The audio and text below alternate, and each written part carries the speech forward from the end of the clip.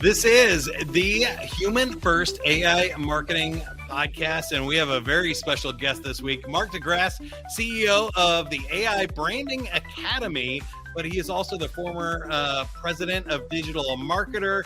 He's helped hundreds of brands. He's got his own podcast, Podcast Mark. If you're watching and listening to podcasts right now, go check that out. And done a ton of work with AI and AI-powered logo design and marketing, content generation. It's going to be super cool. I'm excited to jump into it. But Mark, before we get started, my first question to you is, it's a human first podcast. How would you prove you're human, or what's the human thing that you haven't outsourced to AI yet? All right. So I mentioned this a little bit before we started, but I said I'd only been human for about 2 years. And it's because I went through a big transformation when I was 39, where I realized that I basically had IBS for like 25 years that was causing a big depression. And so at that point, I realized, wow, I did a whole bunch of things to fix the problem.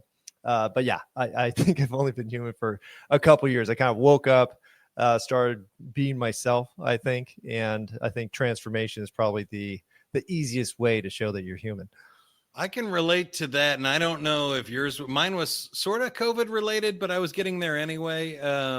Just burnt out, realizing, I think, like when you chase the corporate ladder and stuff, that you find that there's just more ladder. It's not really leaning in.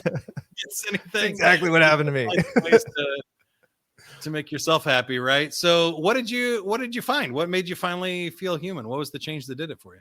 You know what? It was basically what you just said, where I was kind of like, I had this objective. I was going to get to the top. And so I got, the house that I wanted and all the stuff that I wanted and everything that I kind of made is like my primary objective. I had accomplished it and then realized that I'm like, oh no, I got to the top of the mountain and I thought happiness would be here, and realized that it had nothing to do with it. And so at that point, I was like, okay, well, I screwed up and I've been wrong for apparently my whole life. And so I tried to transform. But the way I do that is I say, okay, I obviously don't know what the heck I'm doing, so I'm not going to qualify any solutions. So I just went through everything that was available. I went to therapy, gave up alcohol, ran a marathon, started cold dipping and sun gazing. And I did a gut biome check, which made me give up beef and pork and eggs, basically my entire diet. And then I did Kundalini meditation or Kundalini yoga, breath work. I basically did everything. And during that process, I was able to fix the problem and realize that I had essentially created the shell of myself that I had been presenting to everybody, which then, ego death happened and came crashing down, rebuilt from scratch. And now I'm this. Wow. Well, I appreciate you sharing. That's an awesome, deep way to start the podcast. So we're going to have to keep that going as I talk to more people. But also, congratulations on all of that, because I've been doing that work too. And I think it's interesting that both of us found AI in this, and it's a nice transition for us, that you can easily kind of become a shell of yourself if you're trying to automate your job or you're trying to have AI write for you. You can lose your soul in this pretty easily too. So how does AI play into your transformation, and how do you stay authentic now that you've done so much work to find yourself? How do you make sure you don't lose it again when you think about AI?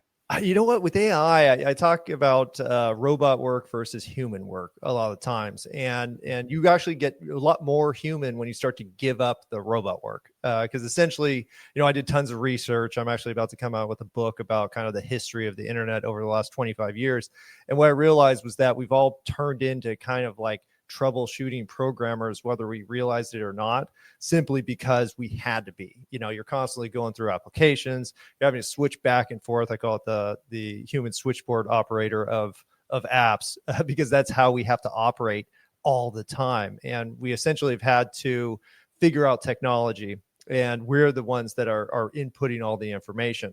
And what AI does is essentially frees us from a lot of the stuff that humans aren't really good at. We're not good at pattern recognition. We're not good at memory. We're not good at data entry. We're not good at consistently executing processes, because we get distracted and bored.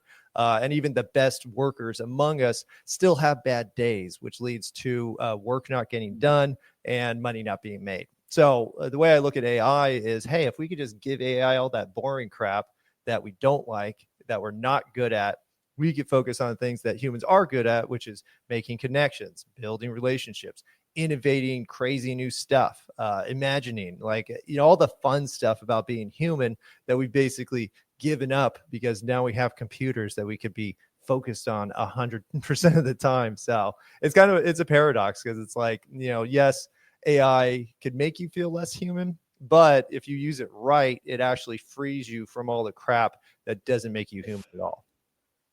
I agree. I think it's going to help people realize what human expression and things are. I think in a world where you can make anything, you have a tremendous way to amplify your voice, but you kind of have to have something to say. You can't just ask AI what you're going to stand for or what you want to what message you want to spread into the world. And I think that's one of the things that I'm really excited about, is that AI can help you tell a story, but it can't tell your story. You have to bring it in there. So I think that takes us right to your brand and the AI Branding Academy. I'm fascinated to ask you about this, because I'm guessing your clients and the people that go through the courses there and stuff have to do the same thing, that they can't just ask AI to decide what their business is all about and what their core messaging is. But how do you use those tools to help that? Or is it more about expressing and creating the brand once you have something you stand for?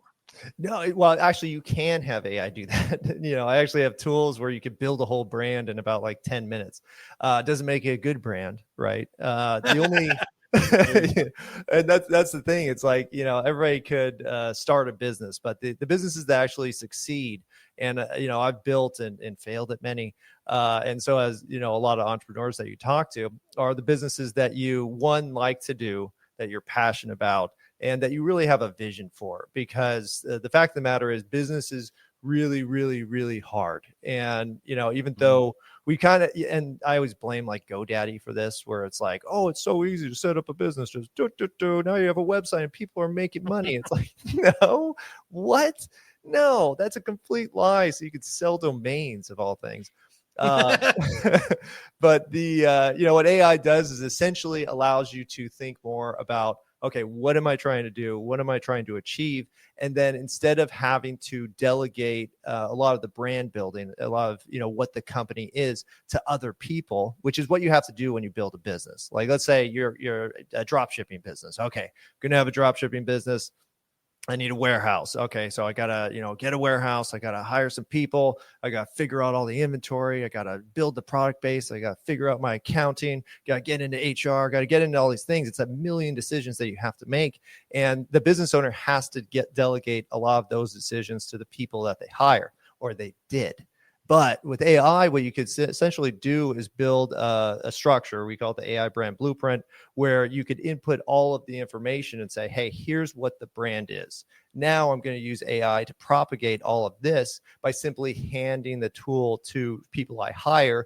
And now they aren't making those decisions. They're not inputting their vision. They're not inputting their opinion and their mood and everything else that every human has. They're just taking the information from what I've built, and now I could build an extremely consistent brand. And it's not just about the marketing at that point. You're talking about the processes that go into it. You're talking about the employee manuals, the onboarding, the customer care, the verbiage that people use, the voice that you really want to be used both externally and internally, could now be automated and trained through AI. And now everybody's on the same page. And now it's all my vision that's going out. And that's really what you see with really successful businesses, especially startups.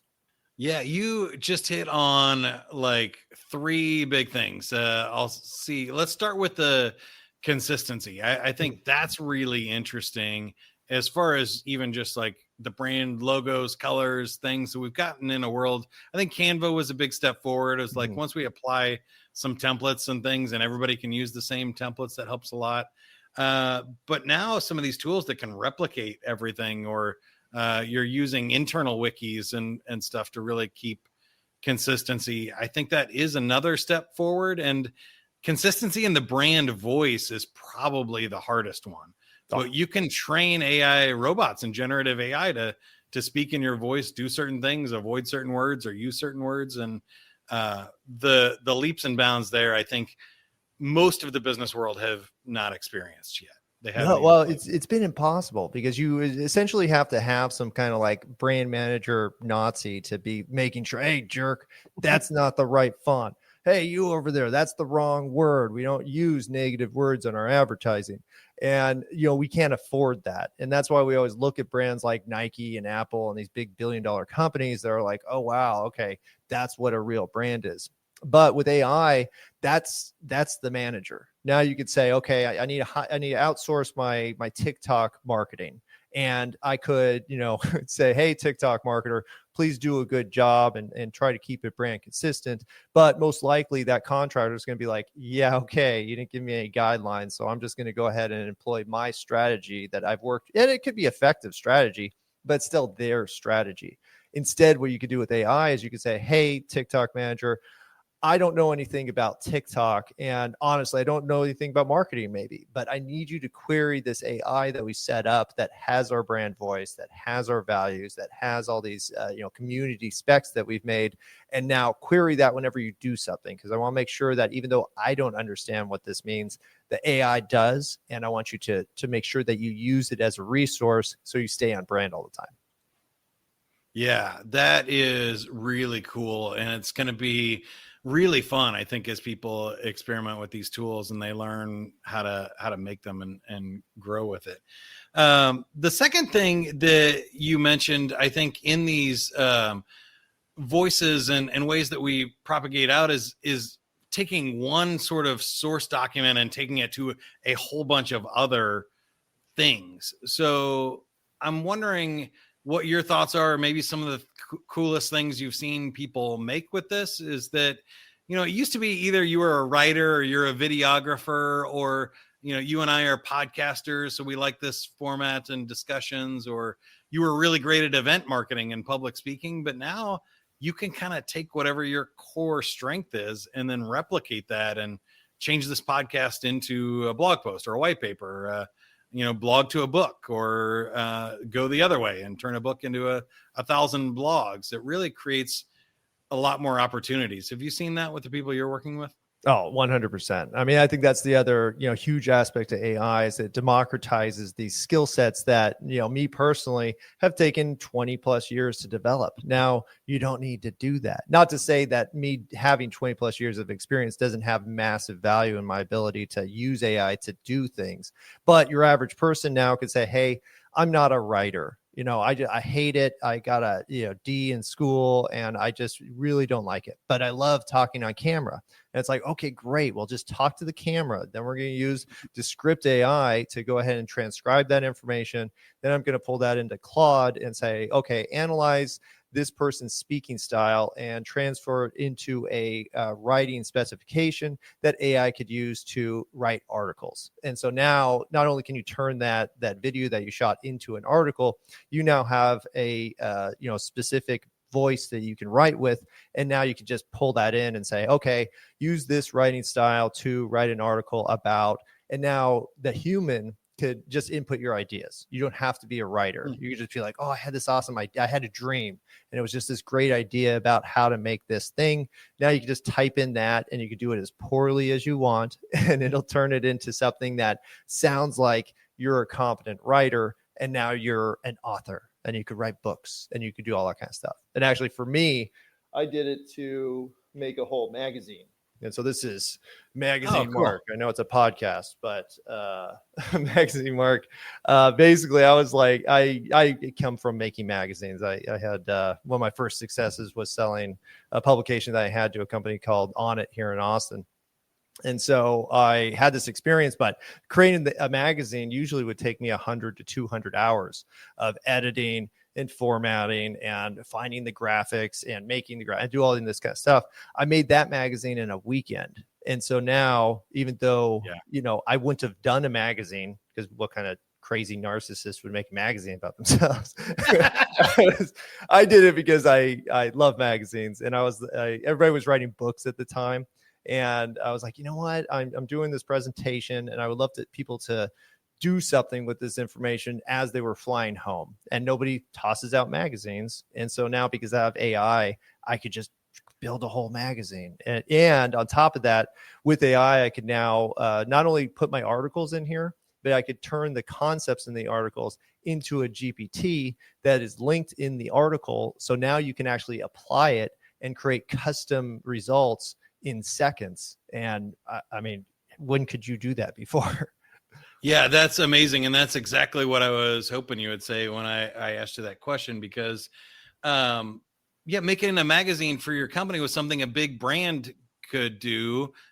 5 years ago, a $100 million plus company could have their own magazine and publish stuff or do internal publications and things. But now, if you can do that for you could do that for your client. You could say, hey, here's the ABC, marketing magazine, and highlight all the stuff that you did for this company. Or you could do it for your internal things. And if it takes a couple of days to make stuff, and it's essentially, like I said, the variable cost is free. Maybe you have to buy some tools, or maybe you have to spend some of your time, but we're not talking about tens or hundreds of thousands of dollars. You can now get really creative with what you make a magazine about or anything else, which is awesome. Well, and that's the cool part, is now that all this time and money and effort used to go into production, right? And then it was like, the content, whatever, just you grab some crap. Like, we're just making this to look cool. Yeah. And it's like, no, spend lots of time on the content, spend lots of time on the research, spend lots of time on the testing. And now you have something that's not just looks cool because whatever, everything could look cool. Now it's actually valuable. And now you're doing the fun part and really the valuable part of having a business or being an author or being a professional and whatever you're at, instead of, I have this awesome idea, but I know it's going to take $50,000 to execute. So I guess I'm just not going to do it. And that's what's happened to date. So I got a couple of questions for you here that I think will be tough ones for you in particular. You've already mentioned a few tools, and everybody loves a good tool hack. Do you have a favorite AI tool right now out of the 15,000 that have been created in the last 2 years? I'm boring. I'm boring and practical. So I don't actually like to use any tools that I don't think are going to be around in a year or two. And so what I do is I wait and I say, okay, what's everybody using? Which tools seem to be developing on a regular track? Who has funding? Because I hate wasting time on like, oh, it's the neatest tool ever. And then, oh, crap, it got bought by Microsoft. And now it's a crappy component of Copilot or something. I'm not a fan of Copilot. I'm not a fan of Microsoft. Not naming no. So for me, it's, I just have like 5 tools I use a lot. I use ChatGPT, of course. And ChatGPT, the reason why it's so effective is because it is versatile. And a lot of tools aren't. They're so specific that unless you're going to use it this way, and you'll see this with a lot of video editors where it's like, oh, you can make these neat videos. It's like, yeah, except all of our videos look the same. Like, who cares? It needs to be unique. And so ChatGPT allows that. Plus, they have the GPT store where it's like, oh, not only is it a useful tool, but you can actually share that with the whole world. And now how we use it is we basically test concepts by creating as many GPTs as possible, getting them out there, and then seeing what works. And then we could take the ones that are effective, the tools that people actually like, and now we could start to, develop it into something a little bit more. So ChatGPT number 1, and then Claude, Claude by Anthropic is a fantastic writing tool. It's very consistent with the brand voice that you input it, and the writing is just better than ChatGPT most of the time. Perplexity, which continues to get better and better. So if you're never used AI before, I usually send people to Perplexity because I say Perplexity is your replacement for Google, which is trash. Google's trash. And I'll always say that. It is now, and search traffic from Google for and SEO purposes is down 50% this year. I didn't hear that one yet. People are finding the answers on Perplexity and everywhere else, and it's all full of ads and AI answers where you don't need to go to a website to look. So it's there's going to be a game changer. There already is. It already is. Well, and I'll tell you why Google's gone worse and worse is because the guy that actually ruined Yahoo is in charge of search for Google. And he came out in the spring of this year and said, you know what? SEO is cooked. I guess the good times are over. That's literally his words during a press conference. And I was like, man, oh my gosh, this guy is going to turn Google into the classified ads of the newspaper. And that's what they did to Yahoo. That's why exactly. That turned to trash. So I always tell people Perplexity, and they're coming up with this, like they have the new projects function or spaces. I always get confused because what you start to see with the development is all of them start to go in a line. Like, oh crap, ChatGPT has a project function, so we need to add a project function, which is whatever, a bunch of nerds copying each other. Search and everything else. I think that's why your advice, though, to stick with the big ones is best, because like Microsoft and Google and Facebook, they're going to incorporate any of the other cool, smaller tools. And they aren't going to acquire. They're not going to acquire each other most of the time, which is really my big concern, is that you go all in on some cool app and then all of a sudden it just gets bought and you're like, oh man, I just wasted all this time. Oh, it's going to be incorporated. It's like, no, it's not. They're going to scrap this junk and they're just going to take the users. I think that's a hard question for you though. So I know nobody knows. So I want you to give your best speculative guess. What does marketing look like in, let's say, 5-6 years, like 2030? Okay. That's a good question. What does it look like for you?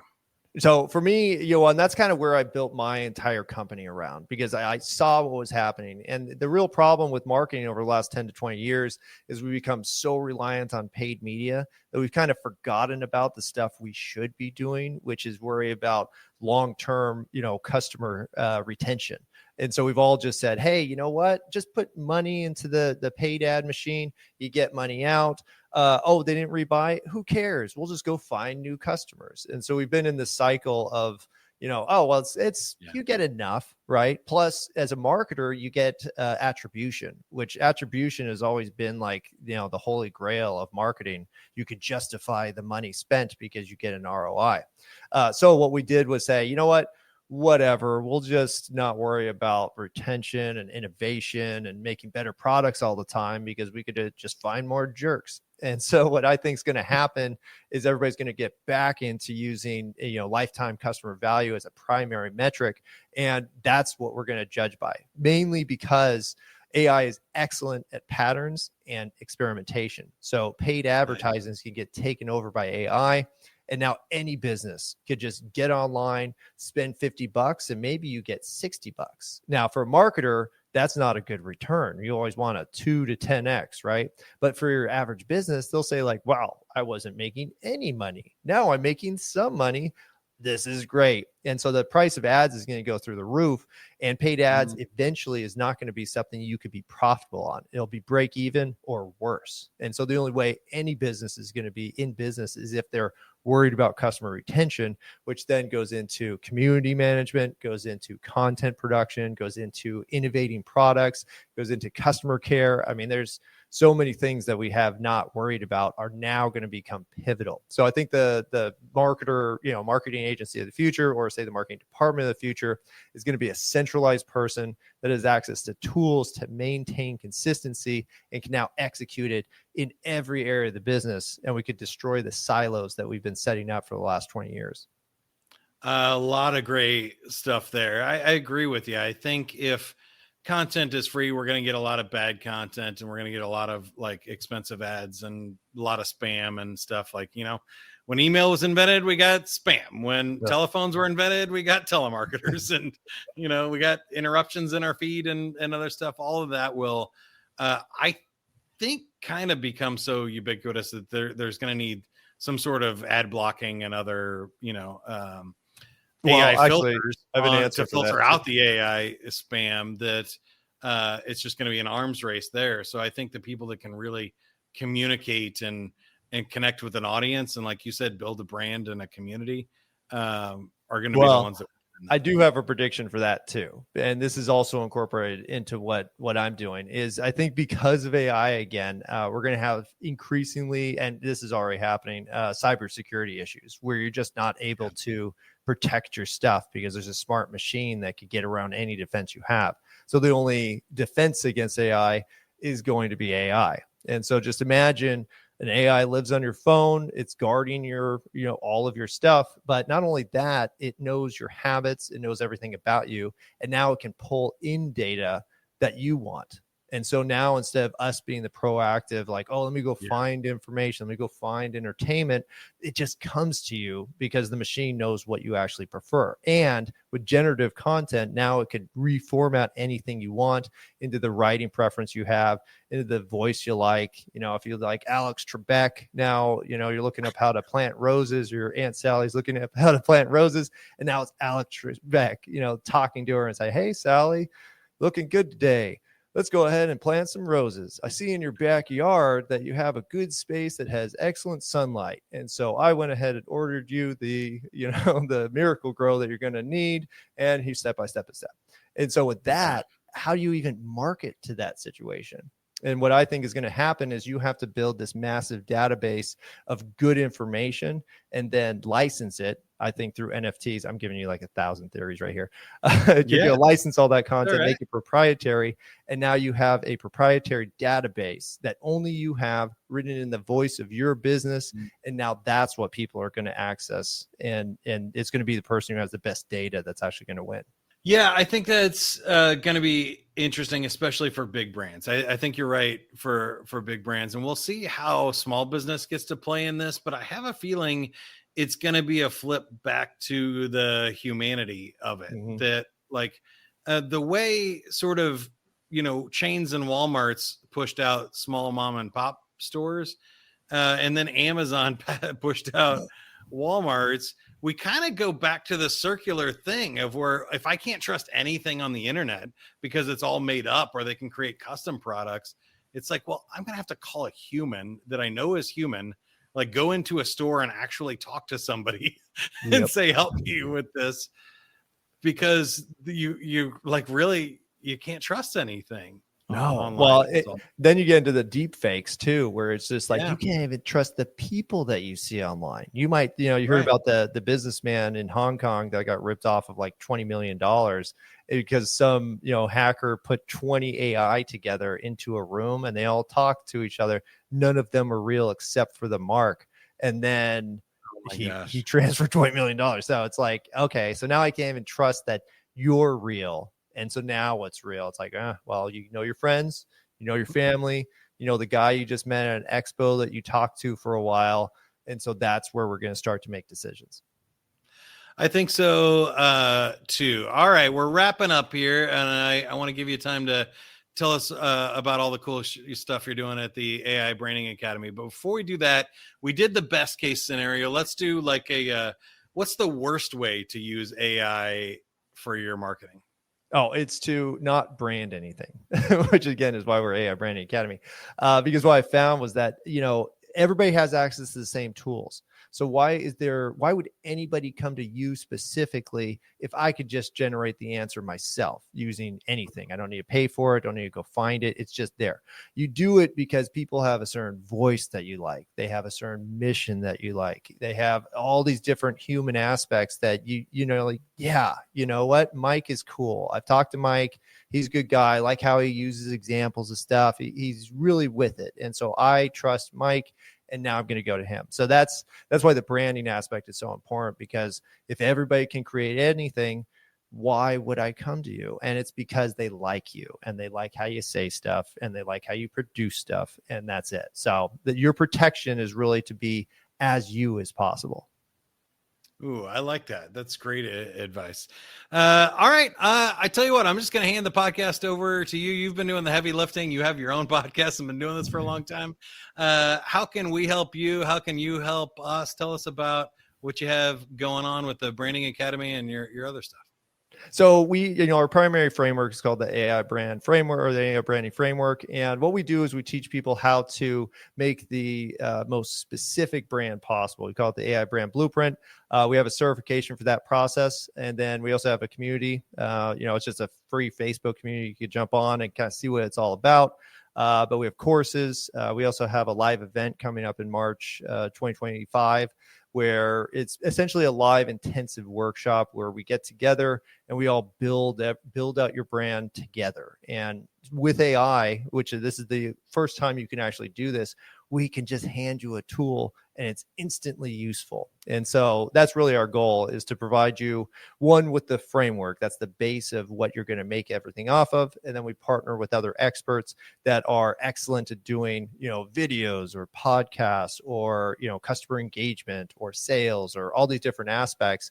And now we speak the same language because we're all built off the same branding framework, and we could do the cool stuff without having to discuss what the heck we're talking about. We all operate in the same system. So I would say join the Facebook group, see what we're all about, and then start making cool stuff because it's super fun and easy. Yeah. Or go to aibranding.academy for more information. You can find podcast Mark wherever you're listening and watching this.